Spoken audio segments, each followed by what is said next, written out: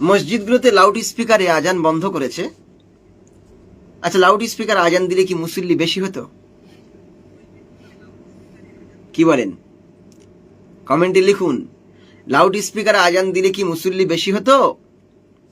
আর এখন মানে লো স্পিকারে আমরা আজান দেব, তাতে কি মুসল্লি বাড়বে না কমবে? এটা কোনো ব্যাপার নয়।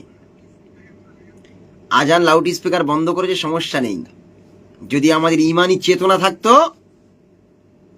ইবাদতের প্রতি আমাদের স্বাদ লাগতো, ইবাদত যদি স্বাদ লাগতো, টেস্ট যদি লাগতো, তাহলে অবশ্যই আমরা টাইমের দিকে খেয়াল করে, ঘড়ির দিকে খেয়াল রেখে পাংচুয়াল হতাম, আমরা নিয়মানুবর্তিতা হতাম, নিয়ম মেনে চলতাম, নিয়ম মেনেই মসজিদে আসতাম, নিয়ম মেনেই বাড়ি যেতাম।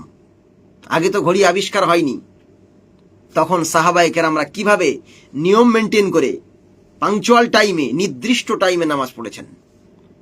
এমনকি আজান তো সবাই শুনতে পেতেন না।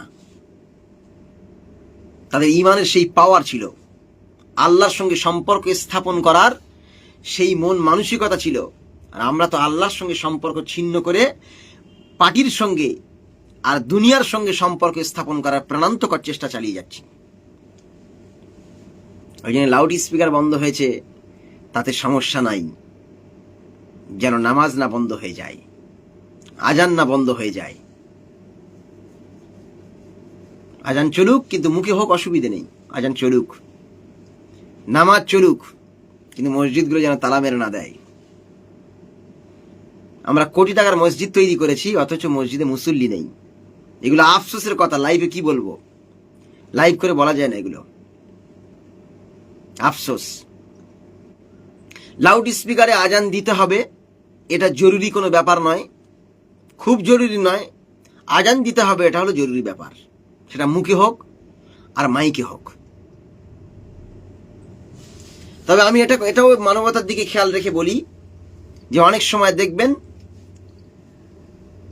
রমজান মাসে ফজরের সময় 1 ঘন্টা ধরে রোজাদাররা উঠুন, জাগুন, সেহরি খান, আপনি উঠুন, আপনার পাশের বাড়ির লোককে ডেকে দিন, হ্যাঁ, মেহেরবানি করে উঠুন, দলবল নিয়ে উঠুন। হ্যাঁ, এই যে আমরা চিৎকার মারি, পাশের বাড়ি যদি একটা ক্যান্সারের রুগী হয়, পাশের বাড়ি যদি একটা ডায়াবেটিসের রুগী হয়, পাশের বাড়ি অসহ্য যন্ত্রণায় কাতরাচ্ছে এমন একজন যদি রুগী হয়, সে কি এটাকে ভালোভাবে নেবে? ভালোভাবে নেবে না। ওই জন্য আমরা যেন মানবিক হয়ে উঠি, সরকারের আইনগুলোকে মেনে নিই। আমাদের বড় কোনো আইনের উপরে যখন হস্তক্ষেপ হবে, তখন ইমানি চেতনায় জেগে উঠব, তখন ইমানি বলে বলিয়ান হয়ে উঠব, ইমানি শক্তিতে আপন গতিতে জ্বলে উঠব ইনশাআল্লাহ। যদি বলে যে নামাজ পড়া বন্ধ, তাহলে শুরু হয়ে যাবে আমাদের জিহাদ। যাই হোক, কথাগুলো শুনেছেন অনেকেই, আলহামদুলিল্লাহ প্রায় 100 ব্যক্তি লাইভে ছিল, আস্তে আস্তে কমেছে। তো সকলকে বলবো, ভেঙে পড়ার দরকার নেই, কারণ এক শীতে শীত কাটে না, এক মাঘে শীত যায় না। ইতিহাস সাক্ষী আছে, পৃথিবীতে কেউ অত্যাচার করে, কোনো জাতির উপরে ডমিনেটিং করে, হুকুম জারি করে কেউ কোনোদিন স্থায়িত্ব অর্জন করতে পারেনি। পৃথিবীর বড় বড় দুর্ধর্ষ বাদশা, সেই চেঙ্গিস খানের মতো, যে কিনা প্রায় পৃথিবী শাসন করত, প্রায় পৃথিবী, সেই চেঙ্গিস খানের মতো মহান বীর, তাকেও কিন্তু